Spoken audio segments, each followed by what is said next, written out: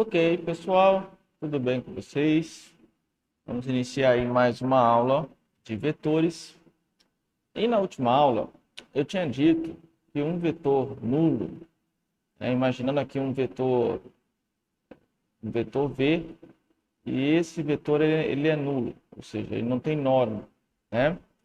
Ele é paralelo a qualquer vetor. E isso é muito fácil de explicar. Imagina que eu tenho aqui um vetor U, tá? Bom, era para ser uma reta aqui, né? Acho que até para colocar uma retinha. Perfeito. Aqui nós temos o vetor U. Já que o vetor V ele é nulo, ele é paralelo a qualquer vetor, porque eu consigo escrever ele como sendo zero vezes o vetor U, né? E isso é muito interessante. Porque observem só, gente. Qualquer vetor que eu consigo escrever como sendo o outro, um produto escalar vezes o outro, isso é uma condição de paralelismo, tá? Então vamos imaginar que eu tivesse um outro vetor aqui, um vetor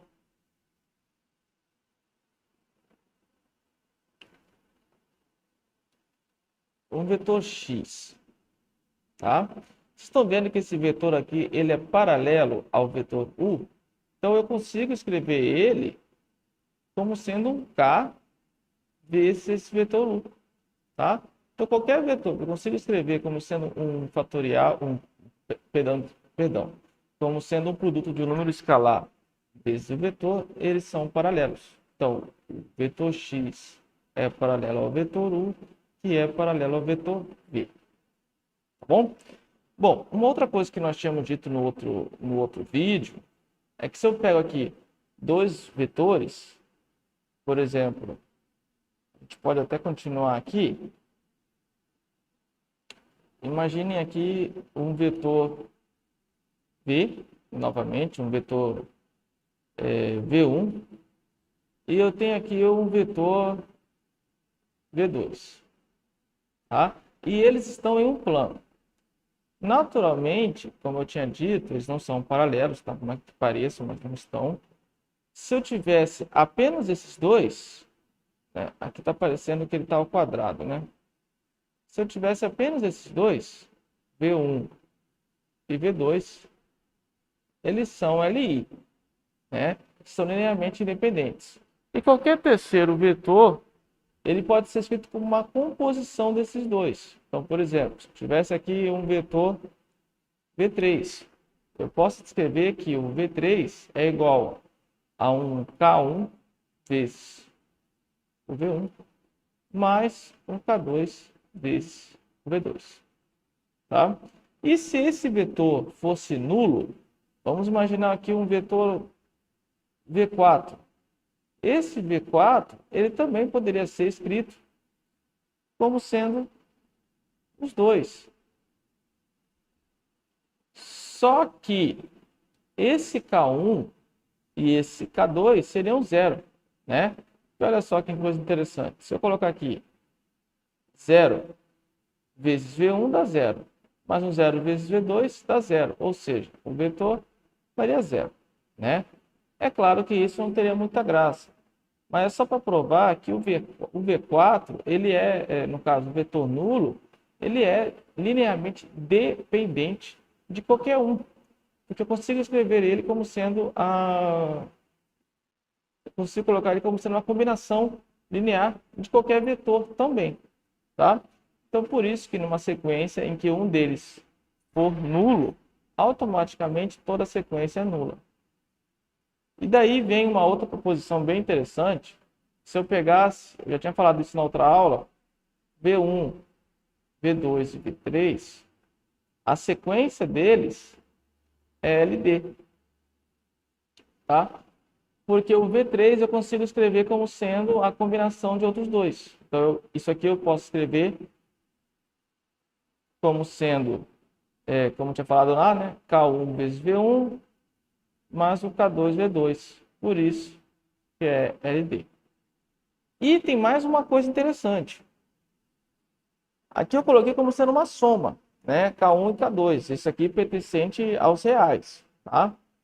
Se eu somar Vamos colocar aqui, ó, se eu pegar o V1 mais o V2 e eu somar, colocar menos K1 para vocês poderem entender melhor, isso aqui dá zero, tá?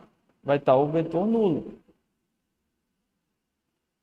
Existe um K que se eu multiplicar, que eu colocar aqui no lugar desse aqui, vai dar nulo. Professor, eu não entendi. Não entendeu? Então bora dar um exemplo aqui.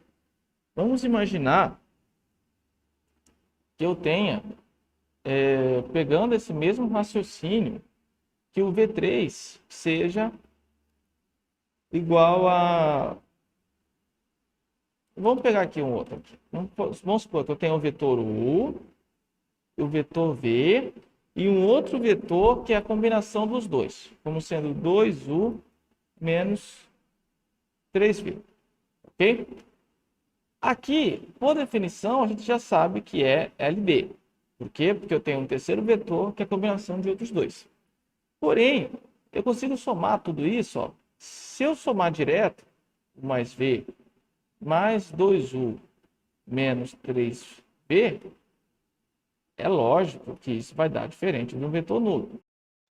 Porém, pessoal, existe um escalar que se eu multiplicar o vetor U e o vetor V por esse escalar, e somar a esses dois aqui, a esse outro vetor, vai dar zero.